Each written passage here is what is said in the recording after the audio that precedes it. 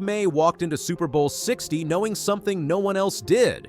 Minutes before kickoff, his throwing shoulder was numb. By the fourth quarter, 2 interceptions had changed everything. What really happened on the biggest night of his career? Super Bowl 60 was supposed to be the coronation of a new era in New England. A young quarterback on the biggest stage, a franchise that rebuilt faster than anyone expected. A chance to prove that the Patriots were not living in the past, but building the future. Instead, the night ended with questions. On February 11th, reports emerged that Maye received a numbing injection in his throwing shoulder just minutes before kickoff against the Seattle Seahawks. At the time, fans only saw the final score: Seattle 29, New England 13. They saw 2 interceptions. They saw momentum swing in the fourth quarter. What they did not see was the medical decision made behind closed doors in the final moments before the national anthem. Maye later said he felt good enough to play. That phrase is now under a microscope. To understand why this story has exploded, you have to revisit the game itself. For 3 quarters, the Patriots were chasing rhythm. Seattle controlled tempo early with long drives and field goals. The Patriots moved the ball but struggled to finish. Then came the fourth quarter chaos. A deep touchdown to Mac Hollins gave New England life. The stadium energy shifted. For a brief moment, it felt like a classic Super Bowl swing. Then came the interception, a pass that drifted, a read that felt a fraction late. The ball was picked and returned for a touchdown. Instead of a comeback, the Patriots were suddenly buried. Maye finished with 295 passing yards, 2 touchdowns, and 2 interceptions. On paper, those are respectable numbers for a quarterback in his first Super Bowl, but context changes everything.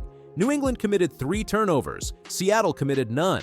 In championship football, that gap is usually fatal. Now layer in the injection.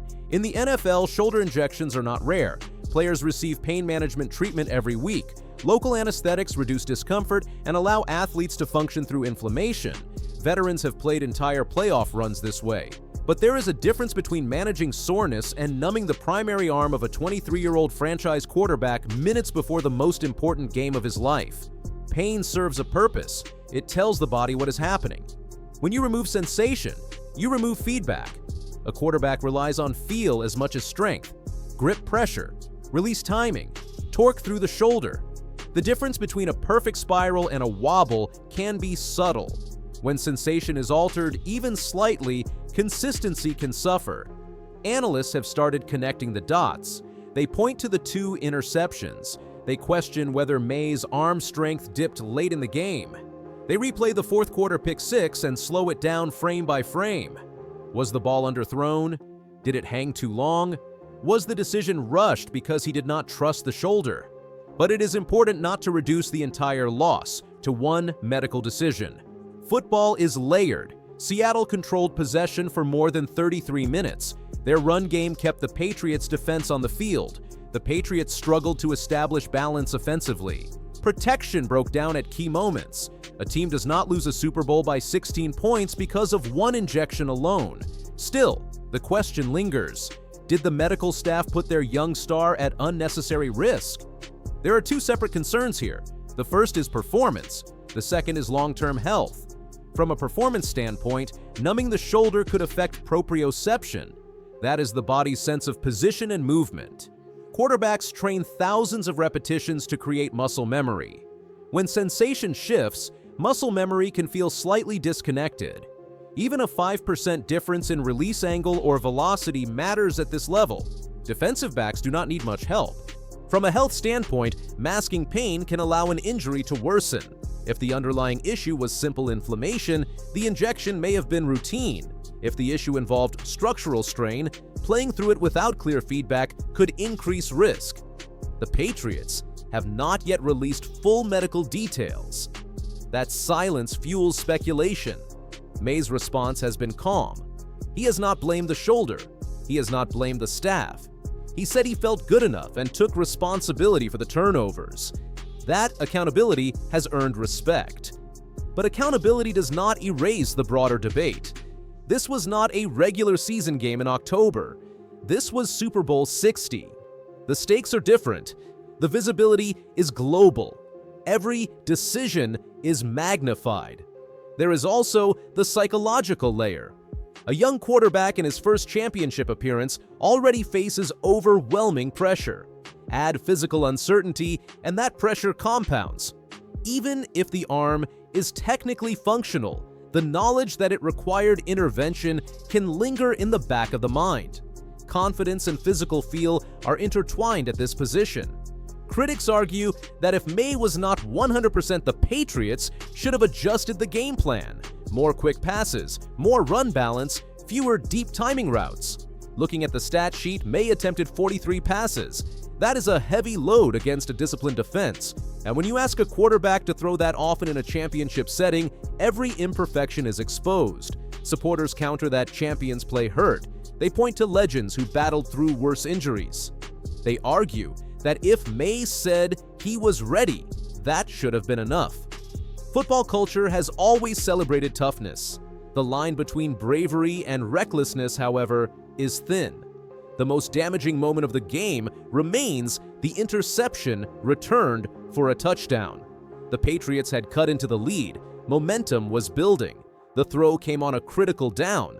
The ball was read and jumped. Seattle defender Uchenna Nwosu turned it into a dagger. Instead of a one-score game, it became a mountain. If that throw was influenced even slightly by altered feel in the shoulder, the injection becomes part of Super Bowl history. If it was simply a misread against tight coverage, then this controversy may fade. The broader organizational question is about process. Who makes the final call? Does the player decide? Does the head coach weigh in? Does the medical team have veto power? In high-stakes moments, those dynamics matter. Transparency matters even more. The Patriots are rebuilding around Drake Maye. He is not a short-term rental. He is the face of their future. Any decision that involves his throwing shoulder carries franchise-level consequences. Fans want reassurance that long-term health always outweighs short-term opportunity. There is also the reality that Seattle's defense deserves credit. They forced pressure. They disguised coverage. They capitalized on mistakes. Reducing their performance to a narrative about an injection diminishes what they accomplished. Championships are won by execution, not headlines. Yet headlines drive conversation. In the days since the report surfaced, former players have weighed in. Some say this is standard playoff management. Others say they would never numb a quarterback's primary arm before kickoff. The divide reflects generational differences in how injuries are handled. Modern sports medicine offers tools that previous eras did not have. The ethical lines are still being defined. For Maye, the path forward is crucial if medical evaluations confirm no structural damage and full recovery. This episode becomes a footnote, a story about grit, a lesson learned, a stepping stone in a long career. On February 10th, Maye confirmed he does not plan to have off-season surgery, stating that time is the best healer. If shoulder issues linger into the off-season, scrutiny intensifies. Every missed throw in training camp would be dissected. Every soreness report would reignite debate. Fair or not, perception shapes legacy.